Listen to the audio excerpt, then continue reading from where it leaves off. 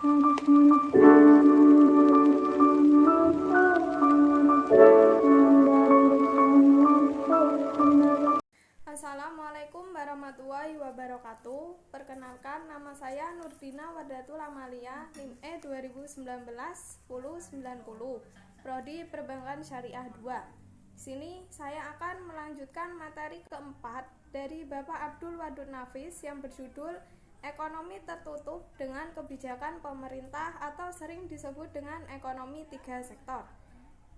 Pengertian dari ekonomi tiga sektor adalah perekonomian yang meliputi kegiatan dalam sektor perusahaan, rumah tangga, dan pemerintah.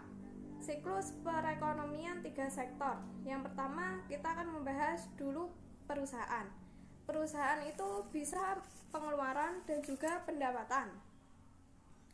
Contoh pengeluarannya itu berupa membayar pajak kepada pemerintah dan juga pengeluaran perusahaan kepada rumah tangga berupa gaji atau upah, sewa, dan bunga. Sedangkan pendapatan perusahaan yang didapatkan dari pemerintah adalah pemerintah membeli barang dari perusahaan tersebut. Bisa juga pemerintah memberikan subsidi kepada perusahaan tersebut. Sedangkan pendapatan dari rumah tangga yaitu individu membeli dari hasil belanja konsumsi dari perusahaan tersebut. Yang kedua, pemerintah. Pengeluaran dari perusahaan yaitu membeli barang-barang kepada perusahaan. Pada rumah tangga, pemerintah memberi lapangan kerja sehingga pemerintah mengeluarkan pendapatan berupa membayar gaji. Yang ketiga, rumah tangga. Pengeluaran pada perusahaan yaitu dengan membeli barang-barang hasil industri perusahaan, dan pengeluaran pada rumah pemerintah berupa pajak yang wajib dibayar. Adanya campur tangan pemerintah menimbulkan dua perubahan penting. Yang pertama, pungutan pajak yang dilakukan oleh pemerintah atau T menambah pengeluaran agregat atau AE pada industri rumah tangga. Yang kedua, pajak memungkinkan pemerintah melakukan pembelanjaan dan ini akan menaikkan pembelanjaan agregat. Aliran baru dalam sirkulasi aliran pendapatan. Yang pertama, pembayaran pajak oleh rumah tangga dan perusahaan kepada pemerintah maka akan menjadi pendapatan bagi pemerintah. Yang kedua, pengeluaran pemerintah ke sektor perusahaan, pembelian barang dan jasa yang diproduksi perusahaan, maka aliran pendapatan dari sektor pemerintah ke rumah tangga dan industri. Maka ketika akan menjadi pendapatan bagi industri, pendapatan yang diterima oleh rumah tangga akan digunakan untuk tiga tujuan. Yang pertama, ditabung atau S. Yang kedua, membayar pajak. Yang ketiga, membiayai konsumsi atau C. Dalam keseimbangan berlaku persamaan Y sama dengan C plus I plus G.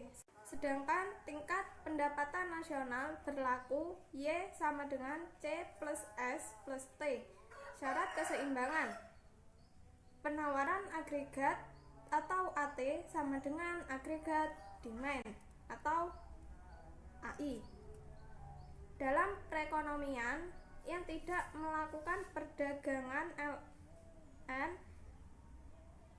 AS sama dengan Y, sehingga pada keseimbangan pendapatan nasional berlaku persamaan C plus I plus G sama dengan C plus S plus T.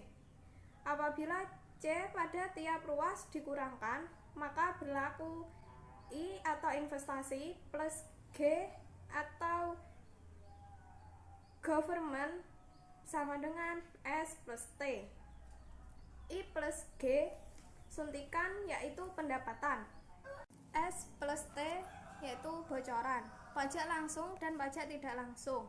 Pajak langsung jenis pungutan pemerintah yang secara langsung dikumpulkan dari pihak yang wajib membayar pajak. Pajak tidak langsung Pajak yang bebannya dapat dipindahkan kepada orang lain.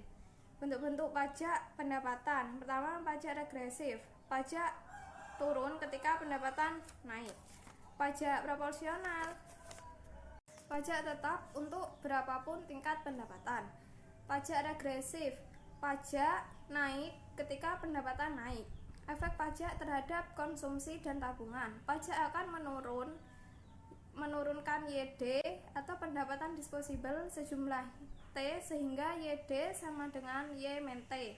Artinya pendapatan dikurangi pajak karena YD turun, konsumsi atau C dan tabungan atau S juga turun. Terima kasih. Wassalamualaikum warahmatullahi wabarakatuh.